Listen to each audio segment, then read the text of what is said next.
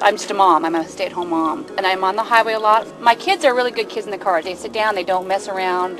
So I think sometimes as a parent, I tend to choose things that make it easier for me not to have to hassle with it. I have 3 kids. One's in an infant seat. The rest are in the regular seatbelt. There's a law that says that we have to have booster seats in our cars, and even though I like it for the safety, they don't fit. So when I drive around, I don't feel safe for my kids because they're not totally protected. I know that because of Brooke's size and age, yes, she should be in a booster.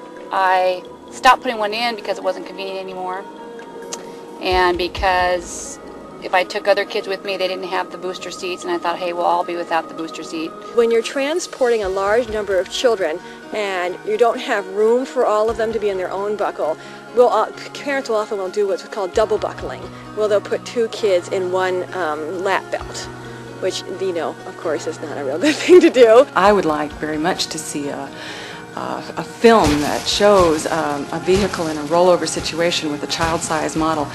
I think once they saw how vulnerable, how small that child is in that lap shoulder belt configuration, they would immediately realize, they would think, of course, we must do something else because it's obvious this contraption isn't going to work. The U.S. Centers for Disease Control and Prevention estimate that 450 deaths and more than 50,000 serious childhood injuries could be prevented each year if children under the age of 8 correctly use child restraint systems. I mean, there's nothing in life that is more tragic than the loss of a child. It's heartbreaking, and the sad thing is that it can all be prevented. The thing that takes more children's lives than any other aspect of society has to do with automobile injuries. And those kids coming through this door are injured badly or they die. And I can tell you the worst thing in the world is to have to go tell a parent that their child is dead, knowing full well in the back of my mind that we could have prevented that injury from occurring and it didn't have to happen. Riding at risk. Why kids 4 to 8 need booster seats. When I come across someone that has their child unbuckled in their car, I write a ticket for sure because of the other situations, and I know what the worst case scenario is. Worst case scenario is these children are going to be hurt very bad. Too large for child car seats, too small for adult seat belts, a common problem for parents of young children in Washington State and across the country. Dr. Martin Eichelberger, Director of Emergency Trauma Services at Children's National Medical Center in Washington, D.C., and President of the National Safe Kids Campaign, saw firsthand the need for increased protection for children who have outgrown car seats. One of the things that we know is that there are graduated needs that kids have in vehicles today. All the way from having the child rear-facing in infant seats to switching them around, having them forward-facing. Now we've got to get them from the seats themselves into the belt restraint systems that are built for adults. And those systems really require a transition phase where you have a booster to hold them up into the right position.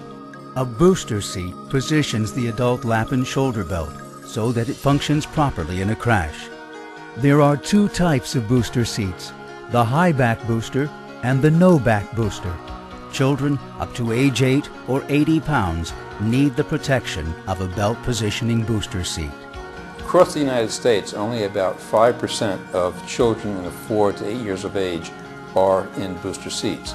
Here in Seattle, King County, it's probably a bit higher, more like 15%. That still means that 85% of kids this age are not being restrained properly. I represent a lot of the way other moms feel too. I haven't been convinced enough about the booster seats and the different devices that they talk about. It's an education issue.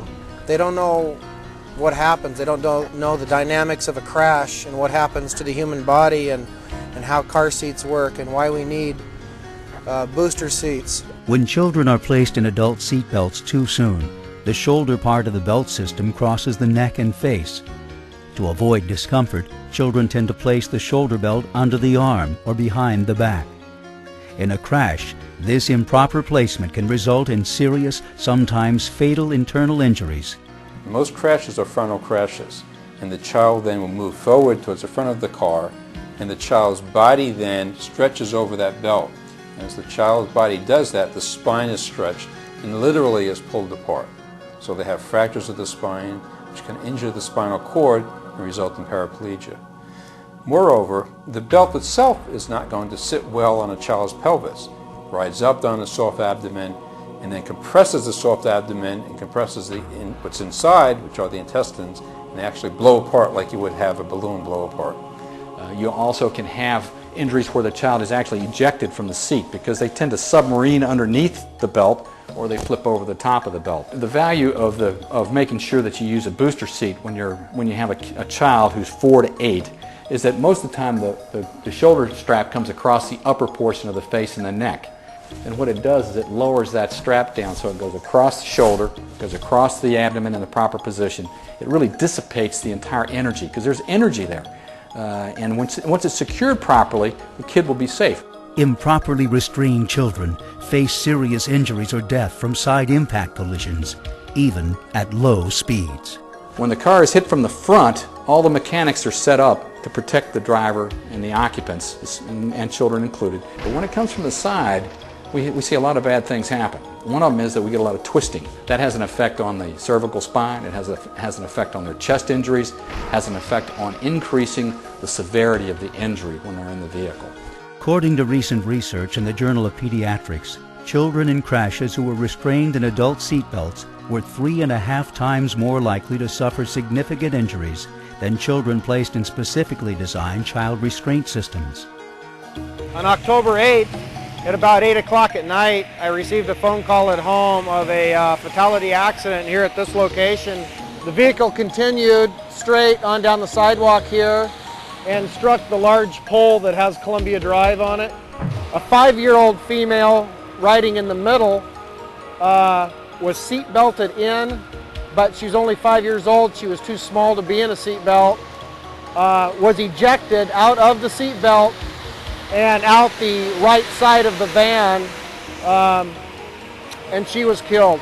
First units on the scene indicated that the mother, who was seat belted in the front seat, was trying to tend to her child and revive the child. Had the 5-year-old been in a booster seat, she would have survived the crash.